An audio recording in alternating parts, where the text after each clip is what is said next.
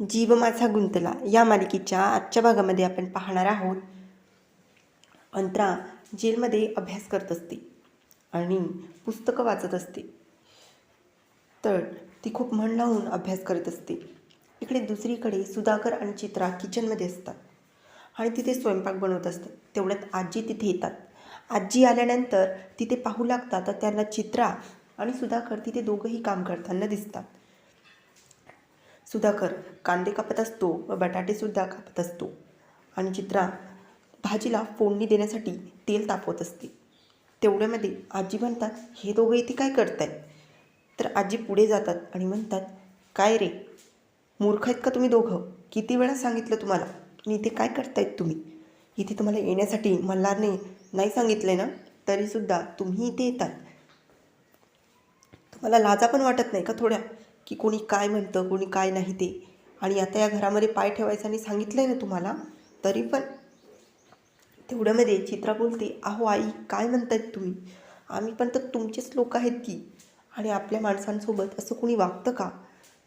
आजी बोलतात, बंद करा तुमची नाटकं, खूप झाली. आता ही नाटकं मी खूप बघितली, पण आता या नाटकांचा माझ्यावर काही असर होणार नाही, समजलं का? आणि काय करतायत तुम्ही इथं? काय लावलं हे सगळं?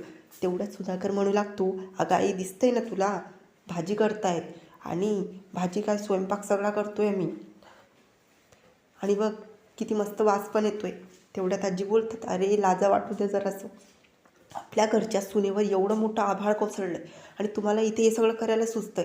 काय चाललंय तुमचं? निघा आत्ताच्या आता इथून. तेवढ्यात आजी सुधाकर जवळ जातात आणि सुधाकरचा हात धरतात आणि त्याला बोलतात की निघ इथून आता लवकर, उठ लवकर. तेवढ्यात सुधाकर बोलतो, हो, काय करतायत तुम्ही? सुहासिनी तिथे येते. सुहासिनी आल्यानंतर चित्रा सुहासिनीजवळ जाते आणि म्हणते, ताई बघा ना, कसं वागताय ताई आमच्यासोबत, आणि आम्ही थोडी मदतच केली ना तर काय झालं? एवढ्या मोठ्या संकटामध्ये एवढं तर आम्ही करूच शकतो ना. सुहासिनी काहीच बोलत नाही आणि तिथून निघून जाते आणि आजीसुद्धा तिथून निघून जातात. इकडे होमाची तयारी चाललेली असते. तेवढ्यामध्ये आजी आणि सुहासिनी बोलत असतात. तर आजी म्हणतात, सुहासिनी, आता बघ, होम तर होतोच आहे, तर आता सगळं काही नीट होईल. कारण की देवाची इच्छाच असते ना हे सगळं करण्याची, आणि देवावर विश्वास ठेवायचा.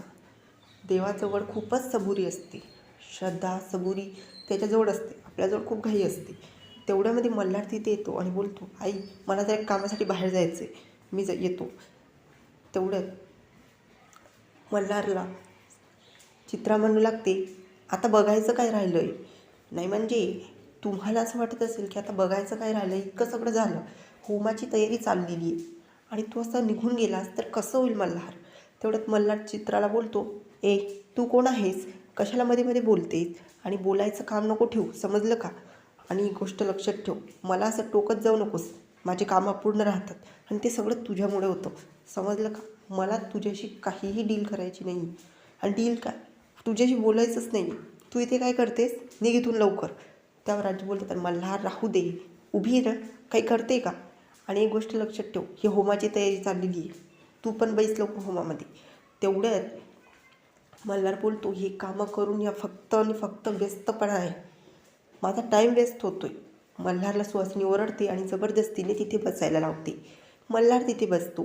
चित्रा हे पाहत असते. तिथे ठेवलेली पाण्याची बादली चित्रा तिला लात मारून होमात सांडते आणि पाणीच पाणी होतं. तर सगळ्यांना खूप मोठा धक्का बसतो. हे काय झालं? होमपूजा तर नष्ट झाली, आता काय होईल? तर चित्रा बोलते, अरे देवा, आता काय होईल? हा तर खूप मोठा अपशगुन आहे. तर सगळे चित्राकडे रागाने पाहू लागतात.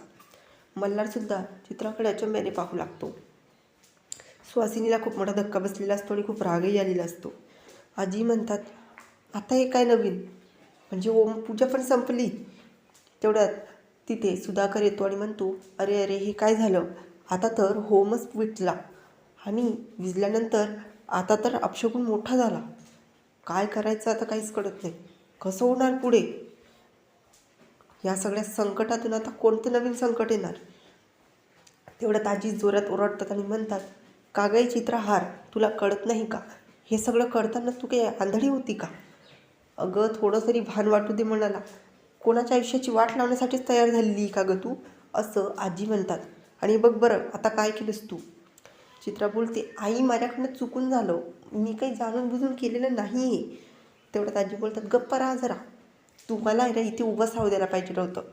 मल्हार बरोबर म्हणत होता, तू इथून निघायलाच पाहिजे होतं, पण मीच अडवलं ना. मग तेवढं सुहासिनी बोलते, चित्रा हे काय आहे सगळं, असं का केलंस तू, बघितलं नाही किती मोठा अपशगुन झाला, आता काय करणार याला.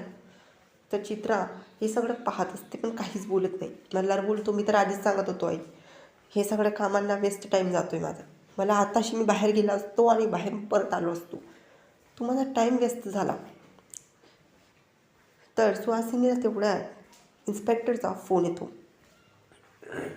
इन्स्पेक्टर म्हणतात, इथे लवकरात लवकर येऊन जा, तुमच्याविषयी पुरावा सापडलेला आहे. तर सुहासिनीला ऐकून खूप मोठा धक्का बसतो. सुहासिनी बोलते, काय, हे काय बोलतायत तुम्ही. मल्हार आजी सगळे तिच्याकडे पाहू लागतात. इकडे पोलीस स्टेशनमध्ये अंतरा बोलते, हे बघा साहेब, तुम्हाला जे काही शिक्षा द्यायची ना ते मला द्या, माझ्या फॅमिलीला काही त्रास देण्याची गरज नाही आहे, त्यामुळे तुम्हाला जी काही शिक्षा करायची ती मला द्या, जे काही बोलायचे ते मला बोला, प्लीज माझ्या फॅमिलीला काही करू नका, असं अंतरा बोलते आणि त्यांच्यापुढे हात जोडते. तेवढं सुहासिनी आणि मल्हार तिथे येतात. तर इन्स्पेक्टर बोलतो, वेलकम, या बसा इथे. तर पुढे आपल्याला असंही पाहायला मिळणार आहे की सुहासिनीला आता इन्स्पेक्टर तिथेच राहण्याची संधी देतो आणि म्हणतो की तुम्ही इथेच राहा, तुमच्या सुनेसोबत, तुम्हाला इथे येण्याची गरज नाही. आजच्या भागात फक्त एवढं. चॅनलला लगेच सबस्क्राईब करा, बेल आयकॉन प्रेस करा, घंटी वाजवायला विसरू नका आणि तुमच्या कमेंट आमच्या कमेंट बॉक्समध्ये नक्की नोंदवा.